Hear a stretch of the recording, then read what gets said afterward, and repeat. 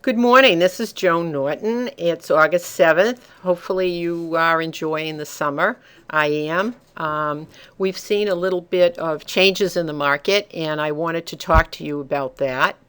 Many times we are invited to different workshops by different fund companies. And recently we were invited to a workshop by Fidelity, and they gave a presentation about where the economy was and where it's going in the future. So I wanted to share this information with you. Again, here's the market perspective. The problem is people are frozen in the headlines, and I've been saying this to people for a while. This presentation was given by a senior vice president of Fidelity, and that's really what we're talking about. People are looking in the rearview mirror. They don't see what actually is in front of them, and again, they might be a situation where they're going to miss out in one of the potential best opportunities to be in the market. Let's talk about income sources from Main Street is ignoring. Equity flow, what that means is stocks versus the S&P 500. It shows the growth of $10,000 from 96 to 2012.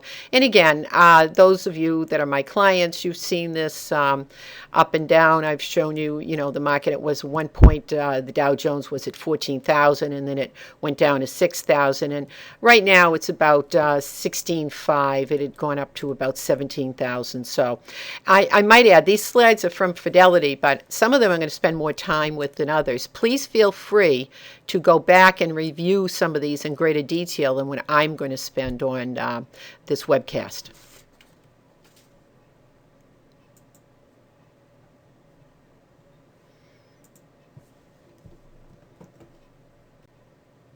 Okay, so why are investors staying away?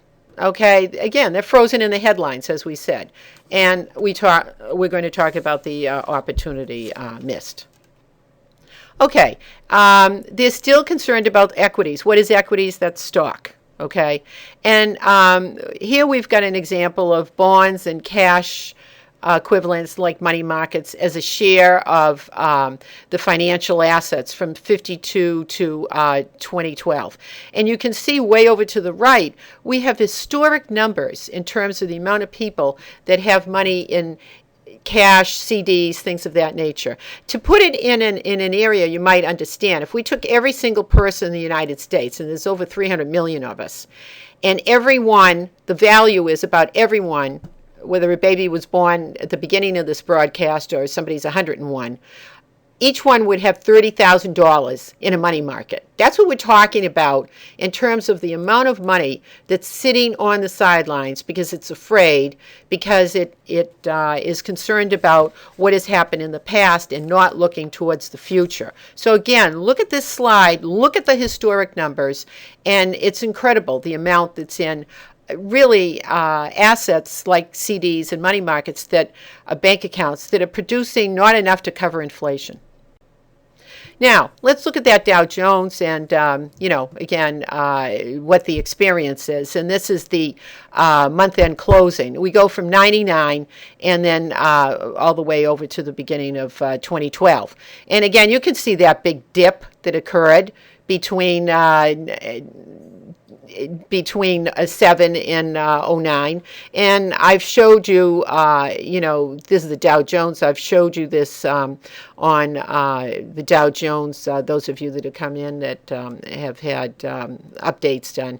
So this is the big dip. Everyone's focusing between 07 and 09. They're not focusing on what happened after that. And what they're doing is they're missing, potentially, one of the biggest buying opportunities around. So why are they doing that? Because we've got a news organizations, right? 24/7, it's the end of the world. It's been the end of the world since the day I was born, which was after World War II, okay? We've got global terrorism, North Korea, planes are being shot out of the sky. That's something new. That's not even listed in this slide. Again, there's a lot of reason people are talking negative, negative, negative. What I want to do is show you the other side. Is it all, flowers and music? No, but the thing is, you have to realize it's never going to be all wonderful. You're never going to get a headline, today is the day to invest. You have to look at your time horizons, you have to look at your risk tolerance, and then make a decision. Do I need to invest in something else than this money market I'm in because of the fact I need to beat inflation and I need my standard of living to be, kept at the level it is. Okay, again, economic headlines, you certainly can go through this. It's the end of the world, and at this particular point, remember gas hit $4 a gallon. Oh, yeah, that's right, now it's below that. So wealth declines. Oh, yeah, maybe that's not the case. I'm going to show you what, in fact, has occurred. This is the rear view mirror, okay? Really? The U.S. economy is the worst downturn since Great Depression. Let's review that. Okay, Again, it's very difficult to be an investor. That's why you hire a financial advisor to show you reality, okay? There's three kinds of people on Wall Street. And basically, they say there's the bulls. The bulls say, great, let's go forward with the horns. Things are wonderful. The bears, think of the bear claw, pulls back. And then there's the pigs. And the pigs are really what ruined Wall Street because they're trying to manipulate it, what have you. The thing is greed. Greed leads to bubbles, okay? But we can navigate those and we can make sure that you're diversified so that your goal, whether it's 5 years, 10 years, lifetime, whatever, is still going to be reached. And again, news media, this is 1997, Lewis Harris. Whatever's happening now is going to last forever, okay? It's, as I said, it's always been the end of the world. So you can go through and read this, but the reality is it's not the end of the world. Okay, and let's talk about this long-running bull market, okay? We're showing what the Dow Jones average closes are, and you can see about how they've, continued to increase. A lot of people forget that when Reagan was inaugurated, the Dow was around 800. Okay, and as I said today, the Dow is at around 16.5. So again, take a look at this. This is reality. You're not going to be seeing this on the news. You can see this is from Morningstar, and this is reality. This is actually what occurred. Now, let's spend a little bit more time with this particular slide. During the past 13 years, the equity market, again, that's the stock market, had more days of a minus 2% decline than the prior 53-year period, okay? And that's what this shows. There's up and downs. People make money not when the market's up. They make money when the market's down. That's what you want to invest. And you want to invest in good quality types of stocks and different types of investments. Now, some of you might say, gee, I'm not investing at this point. I've got my things invested. Yeah, you are investing because there's something called dividends. And I want you to focus when you look at your statements, which will be coming out the end of this month, the beginning of next. I want you to focus on your statements because it's going to show the number of shares that you've got reinvesting in your different mutual funds. So you are investing. And you're investing in large corporations that have been around for a long period of time, very diversified, in mutual funds that will give you that type of growth that you need in good times and in bad. Okay, and some things never change. When will the investors sell? Okay, you can ask yourself this question. When are you going to sell? Okay, and this isn't taking into effect you're saving for college planning, or you're going to retire in 10 years or 5 years, or maybe you're retired now, but you're not going to take everything you have in your retirement account. 11% would sell if the market fell 10%. 42% would sell if the market fell 25%. The thing is, look at 9/11. Look what happened when we found out what was going on in the housing market about subprime mortgages. Those people fell and experienced those losses, okay? The people that stayed invested, and many of you are those people, you're seeing the increased value in your portfolio. Would investors buy? Only after a 20% decline. And a lot of times that's too late to go into the market. Okay, so timing the market is not good. Dollar cost averaging in the market is good. Reinvesting your dividends is good.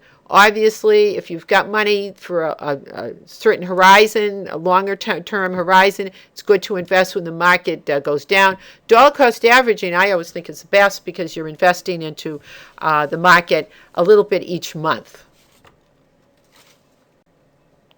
So past mistakes, okay? Many miss the best bond market in history, right? Now we're talking about bonds. 81. Your parents probably told you about this. My God, 15%. In fact, you could get a CD for about 18%. And a lot of people were waiting for it, expected to go higher. It never did. And I don't believe you're ever going to see that because the rate's that high, because the fact that, it caused a lot of inflation. And the feds are definitely working against that. In a lot of ways, that was that generation's depression. They're not going to make the same mistakes that they did, leading to Treasury bonds going for 15%. Okay, now the interesting thing, and I have this, I know it's hard to read, so those of you that want greater detail, let me know. I'll be happy to get this out to you. This past headlines, you'll have these people come on, and this is from September 1981, predicting the end of the world, all of that. These are just some of the people that have predicted certain things, cast of characters. They're now in the basement somewhere because, in fact, they didn't know what they were talking about. You hear them a lot on the news, and then all of a sudden, you don't hear them anymore because they proved wrong. These are the key rates. Again, here we're looking Thursday, September 10th, 1981. We're looking new bond issues, things like that. Again, I'm not going to spend a lot of time here because you can look at this in greater detail, but it just shows that what was.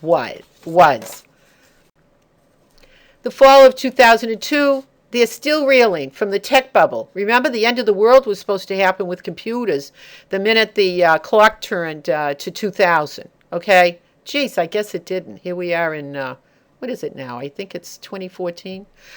It wasn't their fault. The experts missed it. However, if you were with a financial advisor, and certainly if you were with me, it's not the end of the world. It's been the end of the world, I think, since the world began.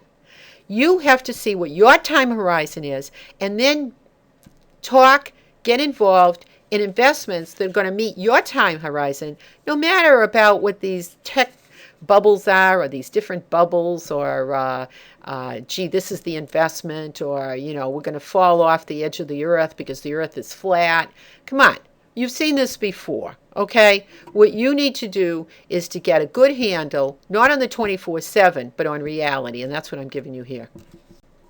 Okay, and where's the bottom? And again, this is a clearer, percentage. Again, you can't find these guys, okay? The thing is, one of them said the Dow was going to be 777. Yeah, right. It did go down to 6,000, from 14,000 to 6,000. Okay, what is the Dow Jones? The 30 largest United States companies. It also is a cross-section, so you'll have certain companies representing certain industries. Okay, but, they predicted it would go down, down, down. And the guy on the bottom right who said the Dow was going to be 777, and again, this is in 2002 USA Today, no one can find him because evidently he was an expert, but I guess not so smart. So, let's talk about FDR for a second. What should investors do? And you've heard this. The only thing to be concerned about is fear. It magnifies what it can go wrong. And again, positive news doesn't make the headlines. Okay? It makes the talking heads 24/7. They have to talk about negativity if they're not talking about the long missing Malaysian jet. So, here we are. We have the leader of the free world, in my opinion, the lady on the left, Angela Merkel, the Chancellor of Germany, and then we have Barack Obama, the President of the United States.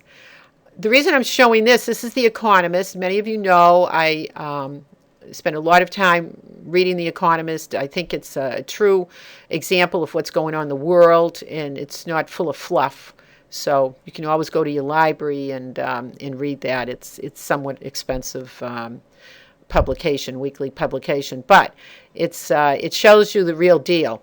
What we're talking about here is Japan went through a crisis. And the crisis, many of you remember a while ago, I remember I was in New York and people were complaining about, oh my God, look at this. They bought Rockefeller Center, the Japanese. It's the end of the world. They're taking over the world and, they're buying all our real estate. And yeah, that's right. They bought it at the high and they got burnt by buying all that real estate. But investors are fearing we're going to be Japan. We're not Japan. We've seen this before, have we? Is it the Japanese experience? You can read this. No, it's not the Japanese experience. We have much in common with Japan. You can talk about the real estate bubble, the aging population, government subsidies. We all know about that. But there are significant differences, and this is what the mainstream media doesn't tell you. Believe it or not, we have a worth ethic here, okay? We're very resilient as a population. We have ingenuity, intelligent. It is a financial magnet. We have competitiveness. We have the best universities in the world. And the diversity of the ideas, people, and immigrants, much maligned. We are all immigrants here unless you're 100% Native American. Okay, my grandfather came over as a laborer, the turn of the century, and just looking for an opportunity. There was a famine going on in his country, and that's why he came over here. And his granddaughter now is a financial advisor, assisting you. So we have to look at the broad picture. This is the country that produced people like, Bill Gates. This is the country where we have Steve Jobs. This is the country of innovation. We have to start looking at ourselves this way and stop listening to this negative media press that grinds on and on and on. Where is the opportunities? Okay, housing bubble shortage, stock prices follow earnings, dividends, impact of global competition. Housing market, it's improved. Okay, look where it was when it was in 08 and 09. Housing is an indicator. It's not just the guys building the houses. It affects a lot of industries. And it's better than it was. Is it as great as it was in 06? No. But you can see we're coming out of that, even though, in my opinion, we have a dysfunctional government. I think we'd be better off if we could have more getting along between the Congress and the White House. And, those of you that had kids, sometimes both kids are at fault if there's a fight going on, okay? They need to sit down and focus on the American people, not on their particular party and scoring, points in the Gallup polls. But that's my personal opinion. But we are coming out of it, and you can see what the numbers are here. And here's the housing activity. And as I said, it's a multiplier. Banks, attorneys, appraisals, real estate, construction workers, land sales, furnishings. You can see existing houses, remodeling, etc. Housing is a real generator, and it is doing well. Okay? Where am I getting this? I got this from the Fidelity presentation. And again, those of you, just to say, if you want to, you can go back and review this in greater detail after the end of this slide presentation. Okay, so 28% increase in oil production by 2018. That's what we're looking at. U.S. may overtake Saudi Arabia as the world's largest oil producer. Have you heard that yet on CNN or even on Fox News? Okay? In 2011, the U.S. exported more petroleum than it imported for the first time since 1949. Okay? Has anyone told you this? All right? Where are we getting this information? U.S. Energy information. Okay? This is what is going on now. As a matter of fact, what is the most expensive place in the United States to live right now? Either to buy or rent. Does anyone know? We're talking about North and South Dakota, because that's where they're doing the fracking. Not, U.S. Cities like Los Angeles, Miami, New York, etc. No, the most expensive real estate right now is in the Dakotas because this is where people are going in. It's a huge boom that's occurring, much like we saw in Alaska when the Alaska pipeline went in. Okay, there was a big boom there too.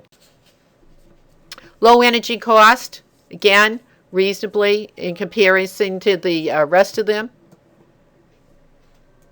You can see here's the U.S., natural gas, which is the big thing that's occurring. It's $4 a share. $4 in the U.S., and you can see where. Okay, manufacturing can boost jobs and capital spending. Labor costs are down 33%. Companies are drawn by competitive labor cost, and we're talking here about some of the companies. I'll let you spend some time looking at that. Okay, what really is made in the U.S.? What really is made overseas? The thing is, people like Honda, this is really, you could argue the fact it's now a United States company. And I'll let you look at this a little bit longer on your leisure just to see how many people they're employed. And you can see it's not in Detroit. It's outside of Detroit. And this is the Wall Street Journal, 12/20/2011. So again, we have a lot of companies that are here, not just Honda, this particular one shows it, but we've got Toyota, we've got Kia, a lot of them that are employing people in the United States. We have strong U.S. corporate sector, inexpensive U.S. Stock valuations. I know you're surprised by that, but in fact, they are inexpensive in comparison to what their earnings are. Your dividend that I always talk about. So again, this is equities, this stock, okay? Positive fundamentals, range of investment for varying client needs, okay? And again, this was a Fidelity presentation that we attended. They talk about Fidelity, but mutual funds, that is the way that you can be in both in the world and the United States and to the various sectors in the market. Okay, the average return from 26 to 2012, you can see what that is. There's certainly no guarantees, okay? Unless some of you are into some products that the individual product, like an insurance company, offers an insured value. And that's a whole different story. That's being offered by the insurance companies. But those of you that are just in straight mutual funds, there's no guarantee. Fidelity says that. In fact, that's the case. Inflation adjusted, you see on the left. You can see on the right the 9.8. Again, inflation adjustment, you've got to make some money in order to pay for some of the higher expenses we're looking for. Okay. And helping you to look forward, equity funds that match your need. Remember, I talked about that. Generating income, that's dividends, dividend and income. Earnings growth, that's if you have a longer period of time. Building for longer term wealth. Some of you that have, that I haven't seen yet, some of your children have a job, they're in the 30s and 40s. They need to be looking at longer term wealth. You already know that they are not going to be seeing the kind of Social Security, if they're even qualified for it, that you and your parents saw. And I've read some things from Social Security. You're really talking people under 50 that really being affected what's going to occur in terms of how Social Security is going to check and change things. So again, focus on this. You can certainly spend some time reading these slides beyond just the time I'm spending, but I wanted to give you an overview. Okay, equities, get back to the future, okay? Housing, we already talked about that. Rising energy, we already talked about that. Manufacturing. The thing is, we are not losing jobs anymore to the I almost said Japanese. Remember, a few years ago, 15 years ago it was. We're not losing jobs to the Chinese. What's happening in many cases, those jobs are coming back here because the manufacturing that we're seeing is the manufacturing of the future. Everyone looks like they're in a hospital. They're all dressed up in white and what have you. And the technicians might have 5 robots that they're controlling. That's actually who's doing the production, okay? The sad part that I'm just going to address here is some of the people that got laid off in their 50s, in their 40s even, they've got to get the skills that this new manufacturing needs. And it's the technical skills. It's not the skills that they had. Again, 5 robots, 24/7. They don't need medical insurance. They just work. You've got the technician that's being hired, that's getting a good salary. That's the jobs you want to go after. It's not the old-fashioned manufacturing jobs. And again, that means that just like companies are retooling, people that are in their 40s and 50s need to get the skills that these companies need for this new manufacturing that's blooming in the United States. Okay, and again, investors don't plan to fail, but they often fail. Why? Because they don't talk to a financial advisor. They listen to 24/7 news media, their knee-jerk emotional reactions. You need to think of a plan that you have. If you're not going to retire for 10 years, that's a different plan than if you're retired now and you're looking at getting monthly income, okay, or annual income. Or is it a better situation, I'm just throwing this out, if you have retirement accounts, is it a better situation right this moment to take money out of non-retirement accounts? Let's say you're 59 and a half, 60, 62, because you've already paid taxes on those non-retirement accounts. If you take money out of a retirement account, you're going to be showing the IRS income that they've never seen before. So again, that's one of the things when we do investing, we're looking at taxable, non-taxable, growth, income, money you need for today, money you need for tomorrow. These are all things that we sit down and review with you, setting up a plan on what is going to be the right plan for you, not what is the news item that's going to lead on CNN. And again, this is just where we got this information. It happens to be Fidelity. Fidelity is one of the investments I use. I use a variety of investment companies. A lot of times we are invited to these workshops, and I thought this was a good one. I thought it focused on important information. And what I want to say to you is the fact that we have going out to you already the invitation for my client event, and that's going to be Sunday, September 7th from 11 to 3. It's going to be at the Davenport Yacht Club. You should, if you haven't already received your invitation, you should be very, very shortly. Please, I'm welcoming you to bring some of your friends, because some of your friends, people have told me this, geez, I'm doing pretty well, and they're saying, wow, things haven't come back, and it's almost day and night difference. Bring them. I'm very excited. We have Dr. Quincy Crosby, an economist, one of the few that I listen to, that I think knows what she's talking about, and will explain what's going on and what we might look at for the next quarter into the beginning of the year. Now, again, there's a lot of variables. No one can predict the future. If we could, we'd all know what the number was this week, okay? But there's a lot of variables. What affects your investment? What affects bonds? What affects stocks? What affects international? What affects natural resources? Things like that. She's going to be talking a lot about what's going on, the strength of different economies around the world.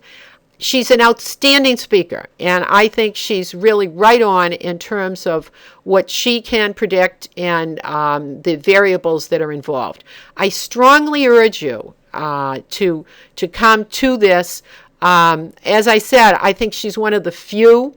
Warren Buffett, evidently he was a little busy. He can't, come on this Sunday the 7th. So I think Quincy Crosby is a good second. Oh, by the way, Warren Buffett just hit the highest profit in a quarter he ever did. It's 41% growth. And just as an aside, the news media is focusing on the amount of cash he has. Okay, because again, they're looking for something bad to talk about. He's looking to acquire another company. That's why he has the amount of cash that he has. And Warren Buffett was recently interviewed in USA Today, and he focuses not on the end of the world. He doesn't think the end of the world is going to come. So what he focuses on is acquiring companies like he acquired Heinz a few years ago. He's the major shareholder in Coke and American Express, etc. He's focusing on what he thinks the future holds, and it's not going to be the end of the world. Yeah, there's going to be bad bumps, but he's looking at dividends. He's looking at, positive situations. So again, Please come. If you can, please invite friends. Maybe you've got family members, kids that are in their 30s and 40s that at the moment they don't know what they're doing with their 401k, what have you. Come. I guarantee that you're going to find an enjoyable day. And again, it's going to be Sunday brunch, something a little different. We've got a little combo that's going to be playing. And again, we're going to have Dr. Quincy Crosby. So please return those cards. Then let us know that you will attend. Hopefully, let us know that you're going to be meeting people. And thank you very much for your time. I really appreciate it. And I absolutely appreciate the confidence you have in me. And it's a joy to be your financial advisor.